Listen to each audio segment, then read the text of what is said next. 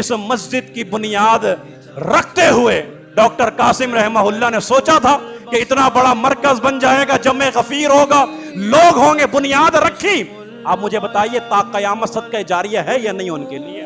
جو ان کے ساتھی تھے، جو ان کے دوست تھے، جو ان کے معاون تھے، کیا ان کے لیے صدقہ جاریہ نہیں بنے گا؟ یہ بالکل صدقہ جاریہ ہے۔ اور آج بھی ہم ہیں، آپ ہیں، مسجد کے منتظمین ہیں، اس مرکز کو مزید آگے لے کے جائیں، ہم بھی چلے جائیں گے، صدقہ جاریہ ہمارے لیے بھی جاری رہے گا اللہ کے فضل و کرم سے۔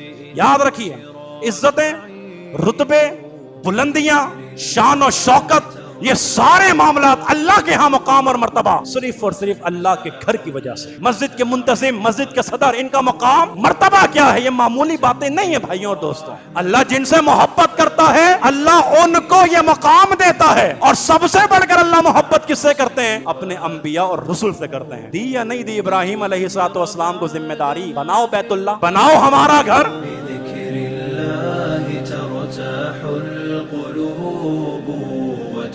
ان الحمد للہ نحمده ونستعینه ونستغفره ونعوذ باللہ من شرور انفسنا ومن سیئات اعمالنا من يهده اللہ فلا مضل له ومن يضلله فلا هادی له واشهد ان لا الہ الا اللہ وحدہ لا شریک له واشهد ان محمدا عبده ورسوله اللهم صل على محمد وعلى آل محمد كما صليت على إبراهيم وعلى آل إبراهيم إنك حميد مجيد اللهم بارك على محمد وعلى آل محمد كما باركت على إبراهيم وعلى آل إبراهيم إنك حميد مجيد أما بعد فإن خير الحديث كتاب الله وخير الهدي هدي محمد صلى الله عليه وسلم وشر الأمور محدثاتها وكل محدثة بدعة وكل بدعة ضلالة وكل ضلالة في النار فأعوذ بالله السميع العليم من الشيطان الرجيم من همزه ونفخه ونفثه وَإِذْ يَرْفَعُ إِبْرَاهِيمُ الْقَوَاعِدَ مِنَ الْبَيْتِ وَإِسْمَاعِيلُ رَبَّنَا تَقَبَّلْ مِنَّا إِنَّكَ أَنْتَ السَّمِيعُ الْعَلِيمُ رَبِّ اشْرَحْ لِي صَدْرِي وَيَسِّرْ لِي أَمْرِي وَاحْلُلْ عُقْدَةً مِّن لِّسَانِي يَفْقَهُوا قَوْلِي رَبِّ زِدْنِ عِلْمًا رَبِّ زِدْنِ عِلْمًا رَبِّ زِدْنِ عِلْمًا۔ تمام قسم کی تعریفات اللہ وحدہ لا شریک، مالک ارض و سما، خالق کائنات کے لیے ہیں، اور بے شمار درود و سلام ہوں پیغمبر بحر شافع روز جزا حضرت محمد مصطفیٰ صلی اللہ علیہ وآلہ وسلم کی ذات پر، جن کے ذریعے اللہ نے اہل کائنات کی ہدایت اور رہنمائی کا بندوبست فرمایا۔ سیدنا ابو ہریرہ رضی اللہ تعالی عنہ حدیث کے راوی ہیں۔ امام مسلم رحمہ اللہ اس حدیث کو صحیح مسلم میں ذکر فرماتے ہیں۔ جناب ابو ہریرہ رضی اللہ تعالی عنہ ارشاد فرماتے ہیں کہ ایک کالے شکل کا یا کالے کلر کا، کالے رنگ کا ایک آدمی فوت ہو گیا، یا وہ مرد تھا کالی رنگت والا، یا پھر وہ عورت تھی کالی رنگت والی۔ یہ مغالطہ ابو ہریرہ رضی اللہ تعالیٰ عنہ کو ہرگز نہیں ہوا، نہ ہی ان کے بعد کسی تابعی کو ہوا کہ وہ مرد ہے یا عورت، لیکن اس کے بعد جو ان کے شاگرد آئے ان میں سے کسی کو یہ مغالطہ ہوا کہ وہ عورت یا پھر مرد تھا، اس لیے انہوں نے دونوں جنس کا ذکر کر دیا۔ لیکن جمہور محدثین کے نزدیک یہ راجح قول ہے کہ وہ ایک خاتون ہی تھیں اور وہ ایک عورت ہی تھیں، جن کے بارے میں ابو ہریرہ رضی اللہ تعالیٰ عنہ ابھی کچھ بتانے والے ہیں۔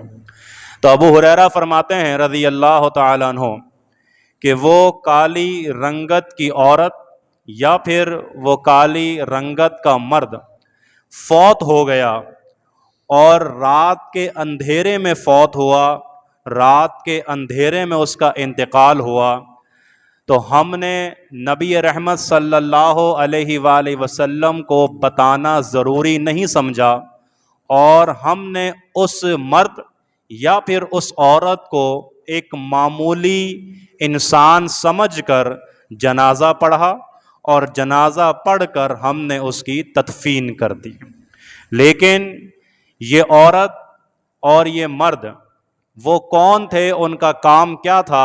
ابو ہریرہ فرماتے ہیں رضی اللہ تعالیٰ عنہ کہ وہ کالی رنگت والی عورت یا پھر کالے رنگت والا مرد وہ مسجد میں پوچھا لگانے والا، مسجد کی جھاڑو دینے والا، مسجد کی خدمت کرنے والا تھا۔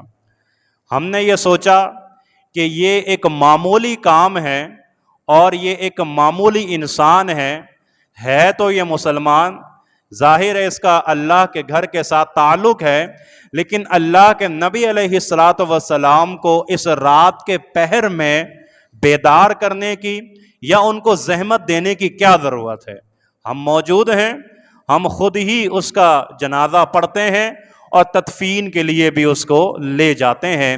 لیکن اگلی دن محمد مصطفیٰ صلی اللہ علیہ وآلہ وسلم نے صحابہ سے دریافت کیا کہ وہ عورت نظر نہیں آ رہی کہ جو مسجد کو جھاڑو لگاتی تھی، مسجد کا پوچھا لگاتی تھی، مسجد کو صاف ستھرا رکھتی تھی، وہ کہاں ہیں؟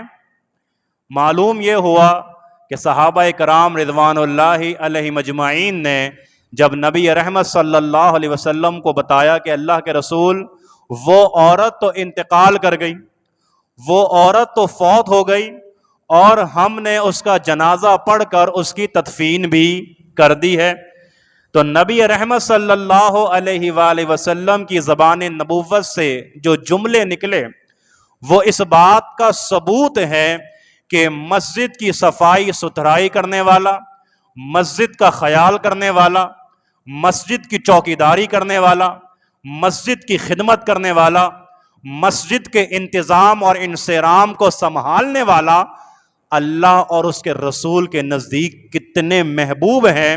محمد مصطفیٰ صلی اللہ علیہ وآلہ وسلم نے ارشاد فرمایا کہ آپ نے مجھے خبر کیوں نہیں دی، آپ نے مجھے کیوں نہیں بتایا کہ اس عورت کا انتقال ہو گیا ہے کہ جو مسجد کو جھاڑو لگاتی تھی؟ اچھا، اگر اب آپ نے مجھے نہیں بتایا تو چلو کوئی بات نہیں، مجھے اس کی قبر پر لے چلو، مجھے اس کی قبر پر لے چلو، بتاؤ کہ اس کی قبر کہاں ہے۔ محمد مصطفیٰ صلی اللہ علیہ وآلہ وسلم جو سید الانبیاء ہیں، سید المتقین ہیں، محسن انسانیت ہیں، امام الانبیاء ہیں، وہ ایک ایسی خاتون کی قبر پر تشریف لے گئے کہ جو مسجد میں محض جھاڑو لگاتی تھی، اور وہاں جا کر محمد مصطفیٰ صلی اللہ علیہ وسلم نے نماز جنازہ ادا کی۔ صحیح مسلم کی حدیث ہے، ابو ہریرہ حدیث کے راوی ہیں، حدیث کے اتھینٹک ہونے میں کوئی شک و شبہ نہیں ہے، بالکل صحیح حدیث کہ بخاری کی حدیث اور مسلم کی حدیث، اس میں کسی قسم کا کوئی سند میں کوئی شک و شبہ نہیں ہے۔ اس حدیث سے واضح ہوتا ہے کہ جو اللہ کے گھر کے ساتھ اپنے تعلق کو وابستہ رکھتے ہیں، اللہ کے گھر کے ساتھ اپنے تعلق کو مضبوط اور مستحکم رکھتے ہیں، اللہ اور اس کے رسول کے نزدیک وہ اس روئے زمین پہ سب سے محبوب لوگ ہیں۔ یہ ایک حدیث ہے کہ مسجد کے ساتھ تعلق اور مسجد کے ساتھ وابستگی اور مسجد کے ساتھ آپ کا رابطہ مضبوط، اللہ کے نبی علیہ الصلوۃ والسلام نے فرمایا یہ معمولی نہیں ہے، یہ کوئی معمولی مرد یا معمولی عورت نہیں تھی، بلکہ اس کا مقام اور مرتبہ محمد مصطفیٰ صلی اللہ علیہ وسلم کے اس فعل سے مجھے اور آپ کو معلوم ہو گیا۔ دوسری حدیث سنیے، سنن ابو داؤد کی روایت ہے، محمد مصطفیٰ صلی اللہ علیہ وآلہ وسلم ارشاد فرماتے ہیں کہ جو شخص باوضو ہو کر اللہ کے گھر کی جانب روانہ ہوتا ہے، کیوں روانہ ہو رہا ہے؟ کہ میں نماز پڑھوں گا، سجدے کروں گا، دعائیں کروں گا، ذکر و اذکار کروں گا۔ فرمایا کہ ابھی وہ روانہ ہو رہا ہے، ابھی وہ آ رہا ہے، فرمایا کہ ابھی وہ پہنچا نہیں ہے، ابھی وہ صرف آ رہا ہے۔ تو اللہ کے نبی علیہ الصلوۃ والسلام فرماتے ہیں یہ ایسا ہے کہ جیسے حالت احرام میں بیت اللہ کے حج کے لیے نکلا ہوا ہو، اللہ رب العالمین اس کو یہ مقام اور یہ مرتبہ دیتے ہیں۔ ابو داؤد کی روایت ہے۔ اور ابھی تو یہ نکلا ہے، ابھی پہنچا نہیں ہے۔ فرمایا کہ جس وقت یہ اللہ کے گھر میں پہنچ جاتا ہے، جب یہ مسجد میں آ کر نماز پڑھنا شروع کر دیتا ہے اور ذکر و اذکار کرتا ہے، اللہ کو یاد کرتا ہے، تو گویا یہ اللہ رب العالمین کا مہمان بن چکا ہے۔ اللہ اکبر، کیا شان ہے! یہ شان، یہ عظمت، یہ مقام اور مرتبہ کس لیے مل رہا ہے؟ کیونکہ مسجد کے ساتھ تعلق وابستہ، گہرا اور مستحکم ہے، اللہ کا مہمان بن گیا۔ اور حدیث یہاں پہ بس نہیں ہے، فرمائے کہ جو اللہ کا مہمان بن گیا گویا اللہ اس کا میزبان بن گیا۔ تو یقیناً نبی رحمت صلی اللہ علیہ وسلم فرماتے ہیں کہ میزبان کا یہ حق ہے، میزبان کے اوپر یہ فرض ہے کہ وہ اپنے مہمان کی سب سے بہترین تواضع کرے۔ اور میزبان اللہ ہو تو تواضع میں اور آپ سوچ سکتے ہیں یا نہیں سوچ سکتے کہ وہ کیا ہو سکتی ہے۔ اللہ اکبر! آج اگر ہمیں بطور چیف گیسٹ کوئی پیغام موصول ہو جائے کہ آپ کے علاقے کے جو چودھری ہیں، بڑے ہیں، ایم این اے ہیں، انہوں نے آپ کو چیف گیسٹ کے طور پہ بلایا ہے، پھولے نہیں سمائیں گے۔ آپ کو سی ایم پی ایم نے بلایا ہے، آپ کی خوشی کا کوئی ٹھکانہ نہیں ہوگا۔ اور آپ کو امریکی صدر نے بلایا ہے تو پھر بھی کوئی خوشی کا ٹھکانہ نہیں ہوگا، بھاگم بھاگ انسان وہاں پہنچے گا۔ لیکن یہ سارے میزبان ایک طرف، دنیا کی ساری میزبانی ایک طرف، جو رب العالمین کی میزبانی ہوگی ذرا اس کو تصور میں لائیے گا۔ فرمایا کہ وہ اللہ کے گھر میں آتا ہے گویا وہ اللہ کا مہمان بن گیا ہے، اللہ سے سماجت کرے، اللہ سے دعائیں کرے، اللہ سے ذکر کرے، اللہ سے اذکار کرے، اللہ رب العالمین سے دعائیں مانگے، سجدے کرے، آنسوؤں کو ٹپکائے، اور اللہ رب العالمین اس کی بخشش اور مغفرت کے پروانوں کو جاری فرما دے گا۔ میرے بھائیوں اور دوستوں، ماں اور بہنوں، سکون اللہ کے گھر میں ہے، سکون مسجد میں ہے، سکون مسجد کی صفوں میں ہے۔ کیوں؟ کیونکہ اللہ کے نبی علیہ الصلوۃ والسلام نے ارشاد فرمایا کہ جو شخص اللہ کے گھر کو اپنا مسکن بنا لیتا ہے، اللہ کے گھر کو اپنا گھر بنا لیتا ہے، یعنی جب بھی نماز کا ٹائم ہو مسجد میں آ جائے، جب بھی فارغ اوقات ملے اللہ کے گھر آ جائے اور اللہ کے گھر میں آ کے تسبیح و تحمید کرے، اللہ رب العالمین آسمانوں سے سکون اور اطمینان کی بارش کو نازل فرماتا ہے۔ میں اور آپ فارغ اوقات میں کیا کرتے ہیں؟ فارغ اوقات تو چھوڑ دیجئے، جو فرض اوقات ہیں نماز کے، کیا اس میں بھی میں اور آپ پابندی کے ساتھ مسجد آ رہے ہیں؟ سوچئے۔ سکون اللہ نے کہا یہاں ملے گا، اطمینان سجدوں میں ہے، اطمینان اللہ کے ذکر میں ہے، تو بتائیے میرا اور آپ کا تعلق اللہ کے گھر کے ساتھ کتنا گہرا ہے؟ سوچئے کتنا گہرا اور مستحکم ہے کہ ہم ہر فرض نماز با جماعت اللہ کے گھر میں مسجد کی صف میں ادا کرتے ہیں، اور پھر اگر کرتے ہیں تو فارغ اوقات جو مجھے مل رہے ہیں میں اپنا سوشل میڈیا استعمال کرتے ہوئے اپنے فارغ اوقات کو ضائع کرتا ہوں، میں اپنے دوستوں سے گیدرنگ کرتے ہوئے فارغ اوقات کو ضائع کرتا ہوں، تو اللہ کہہ رہا ہے، اللہ کے نبی کہہ رہے ہیں کہ فارغ اوقات میں بھی وہ اللہ کے گھر پر آتا ہے اور اللہ کے گھر میں آ کے اللہ کی تسبیح و تحمید کرتا ہے، ایسے شخص کے لیے اطمینان اور سکون کی بارشیں ہم آسمانوں سے نازل کرتے ہیں۔ یہ شان ہے مسجد والوں کی، یہ مرتبہ ہے مسجد والوں کا، اللہ کے گھر والوں کا، یہ مقام ہے ان لوگوں کا کہ جو اللہ کے گھر کے ساتھ اپنے تعلق کو مضبوط رکھتے ہیں۔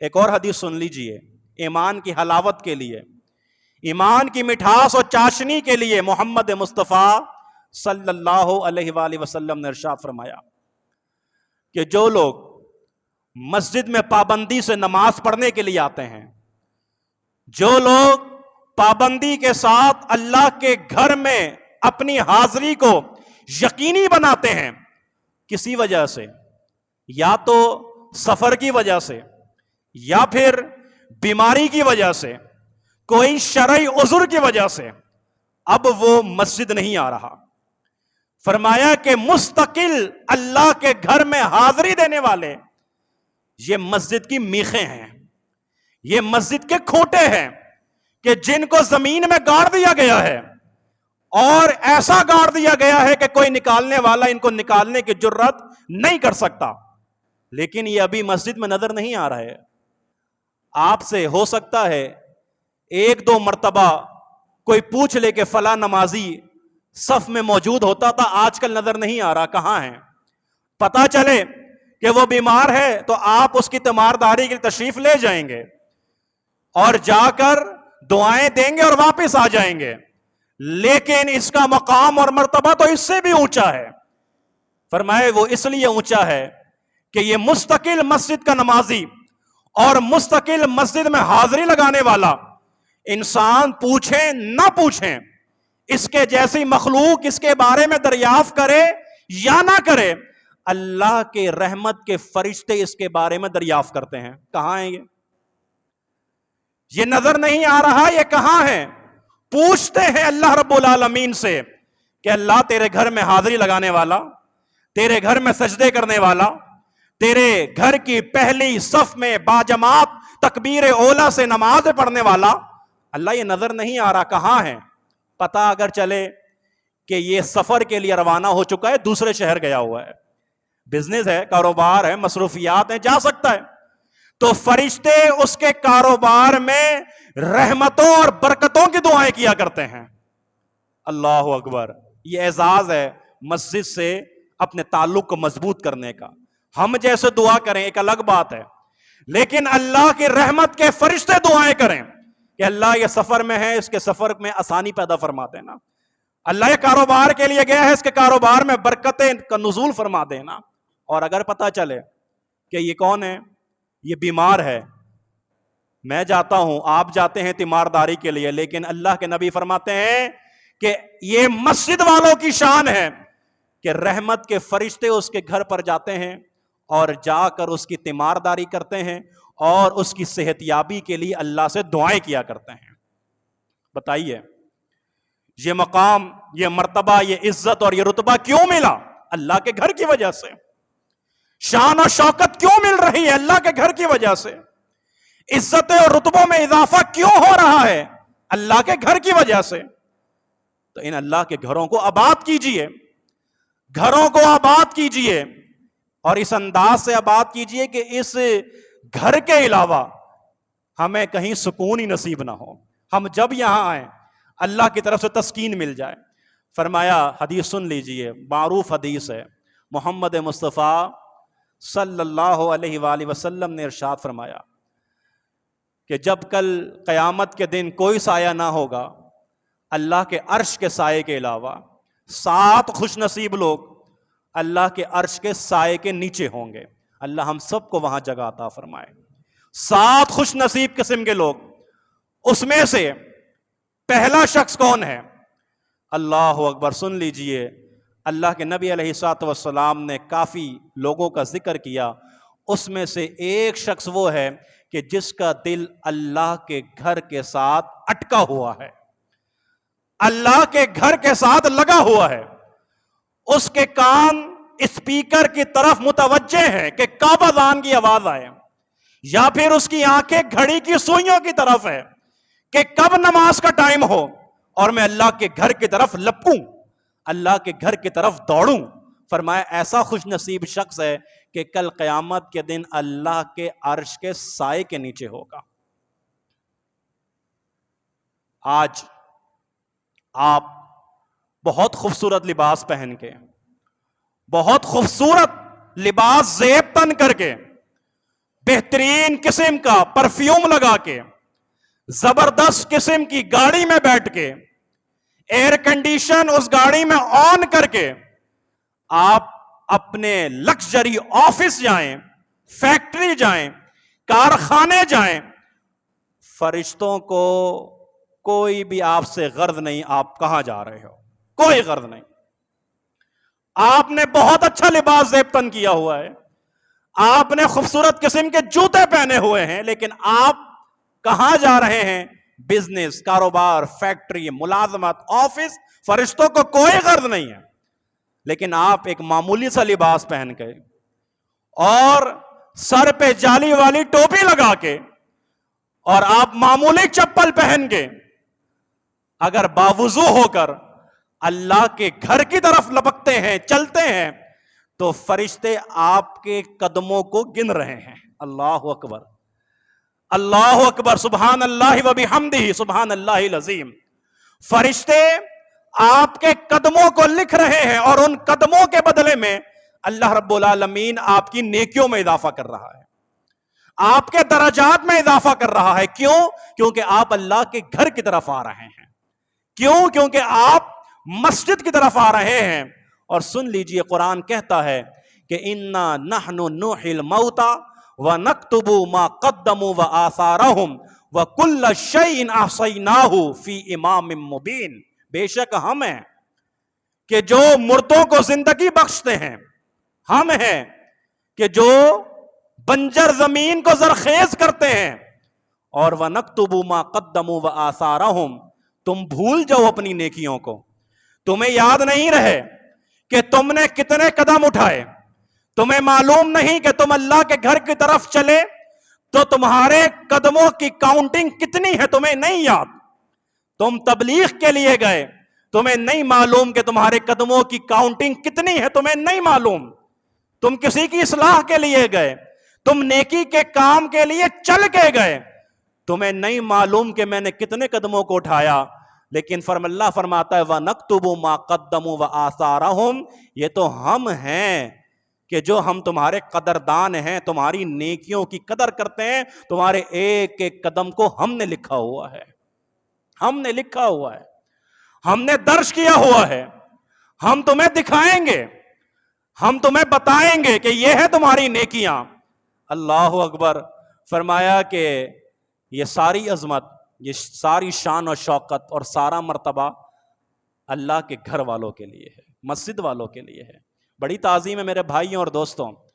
میں کہا کرتا ہوں کہ آج نوجوان نسل کو اور جو اس سے بھی چھوٹے بچے ہیں ان کو مسجد کی عظمت، مسجد کا مقام، مسجد کا مرتبہ، مسجد کی خدمت، مسجد کی تعمیرات میں خرچ، مسجد کے حوالے سے جو جو انتظام اور انصرام ہے سمجھائیے۔ صحابہ سمجھاتے تھے، صحابہ سمجھاتے تھے۔ ابو دردہ رضی اللہ تعالیٰ عنہ، سیدنا ابو دردہ رضی اللہ تعالیٰ عنہ، اللہ اکبر، بٹھا کر سمجھا رہے ہیں۔ کاروبار کے لیے نہیں کہ بیٹا کاروبار اس طرح سے کرنا، دیکھو ہم نے تو ایسے کر لیا، اب تم ایسا نہ کرنا، ہم سے تو یہ غلطی ہو گئی، اب تم ایسا نہیں۔ سمجھا کیا رہے ہیں؟ فرمایا کہ بیٹا اللہ کے گھر کے ساتھ اپنے تعلق کو گہرا کرنا، اللہ کے گھر کے ساتھ اپنے تعلق کو مضبوط رکھنا، اپنا مسکن اللہ کا گھر بنا لینا، کیونکہ جب تم اللہ کے گھر میں جانے والے بن جاؤ گے اللہ رب العالمین تمہاری ساری پریشانیوں کو دور فرما دے گا۔ بات ختم ہو گئی، بنیاد بتا دی، اساس بتا دیا، خلاصہ بتا دیا کہ اللہ کے گھر کے ساتھ تعلق مضبوط رکھنا۔ اور میرے بھائیوں اور دوستوں، یہ لقمان تھے علیہ الصلوۃ والسلام، اپنے بچوں کو ایسے بٹھا کر اس انداز سے اللہ کے لیے، اللہ کے رسول کے لیے، قرآن، مسجد، علماء، خدام دین کے، ان کے حوالے سے نصیحتیں کیا کیجیے، ان کی ذہن سازی کیجیے، ان کو بتائیے کامیابی اسی میں ہے، ان کو بتائیے کامیابی اللہ کے ساتھ تعلق کو مضبوط کرنے میں ہے، وگرنہ کامیابی نہیں۔ ان کو بتائیے کامیابی حی علی الفلاح میں ہی ہے، آپ کامیابی کہاں ڈھونڈتے ہو؟ انہیں بتائیے کہ کامیابی کی ندا تو ہر دن 5 مرتبہ اللہ کے گھر سے آتی ہے، تو آؤ کامیابی کی طرف، یہ ہے کامیابی، یہ ہے اللہ کا گھر، کامیابی کا راستہ، اور یہی ہے تمہاری منزل بھی، تم یہاں آؤ، ساری کامیابیاں تمہارے قدموں میں اللہ تعالیٰ ڈھیر کر دے گا۔ لقمان نے علیہ السلام نے نصیحت کیا کی تھی؟ اللہ اکبر، یہ تو نہیں کہا تھا کہ میرے اتنے پلاٹ ہیں بیٹا، میرے مرنے کے بعد یہ کر لینا، میری یہاں جائیداد ہے، ایسا کچھ کر لینا، ایسی وصیتیں، ایسی نصیحتیں تو لقمان نے نہیں کی تھی۔ ہماری نصیحتیں تو یہی ہوتی ہیں، ہماری بات چیت ہماری اولادوں سے اسی انداز سے ہوتی ہے کہ یہ کام ہے ادھورا رہ گیا تھا کر لینا، وہ پلاٹ کی پیمنٹ ہے کسی سے پکڑنی ہے وہ پکڑ لینا۔ اس طرح کے معاملات ہم اپنی اولادوں کے سپرد کر کے جاتے ہیں، لیکن لقمان کی سیرت یہ ہے، قرآن یہ ہمیں سمجھا رہا ہے۔ لقمان نے کہا بیٹا کچھ ہو جائے، لا تشرک باللہ، اللہ کے ساتھ شرک نہ کرنا، اللہ کے ساتھ شرک نہ کرنا، اللہ کے ساتھ شرک نہ کرنا۔ ان الشرک لظلم عظیم، کیونکہ شرک تو ظلم عظیم ہے، بہت بڑا گناہ ہے، سب سے بڑا گناہ ہے۔ بتائیے کبھی میں نے اپنے بچوں کو اس انداز میں بٹھا کے نصیحت کی، شرک کی خباثت بتائی، شرک کی نحوست سمجھائی، یا انہیں بتایا کہ بیٹا دنیا ادھر کی ادھر ہو جائے؟ کبھی بھی تم نے شرک نہیں کرنا ہے۔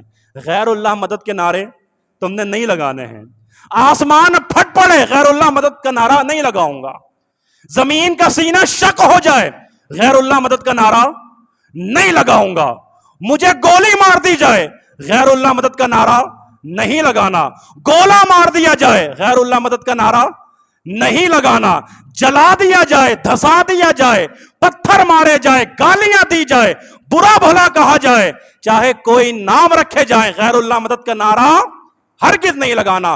لا تشرک باللہ، اللہ کے ساتھ شرک نہ کرنا، کیونکہ ساری کی ساری تنزلی اور ساری بزدلی شرک کے اندر ہے، اور جتنا عروج اور بلندیاں اور عزتیں ہیں وہ سب کی سب اللہ کی توحید میں ہیں۔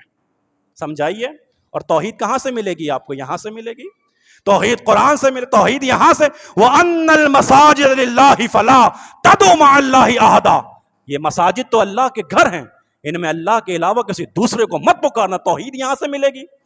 میرے بھائیوں، دوستوں، ماؤں، بہنوں، اپنے آپ کو، اپنی ذریت کو دین کی طرف لے کر آئیے، اللہ کی طرف لے کر آئیے، اصلاح کی طرف لے کر آئیے، کامیابی کی طرف لے کر آئیے، اللہ کے گھر کی طرف لے کر آئیے، اللہ والوں کی طرف لے کر آئیے۔ انہیں بتائیے کہ یہ ہے وہ لوگ کہ جو ہمیں قرآن سمجھاتے ہیں، قرآن سکھاتے ہیں، توحید بتاتے ہیں، سنت بتاتے ہیں۔ انہیں بتائیے کہ ان کا مقام اور ان کا مرتبہ کیا ہے۔ بتائیے کہ مسجد کی چوکیداری، مسجد کے چوکیدار، اس کا مقام کیا ہے، مسجد کے منتظم، مسجد کے صدر، ان کا مقام مرتبہ کیا ہے۔ یہ معمولی باتیں نہیں ہیں بھائیوں اور دوستوں۔ میں پھر کہا کرتا ہوں، آخری بات سن لیجئے، اللہ اکبر، یہ مساجد کی چوکیداری، یہ مساجد کی خدمت، یہ مساجد کی چاکری کن کے نصیبے میں آتی ہے؟ جن سے اللہ محبت کرتا ہے۔ اللہ جن سے محبت کرتا ہے، اللہ ان کو یہ مقام دیتا ہے، اور سب سے بڑھ کر اللہ محبت کس سے کرتے ہیں؟ اپنے انبیاء اور رسل سے کرتے ہیں۔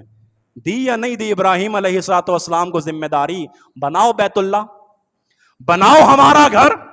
وَإِذْ يَرْفَعُ إِبْرَاهِيمُ الْقَوَاعِدَ مِنَ الْبَيْتِ وَإِسْمَاعِيلُ، اور اکیلے مت بنانا، اپنے بیٹے اسماعیل کو بھی ساتھ رکھنا۔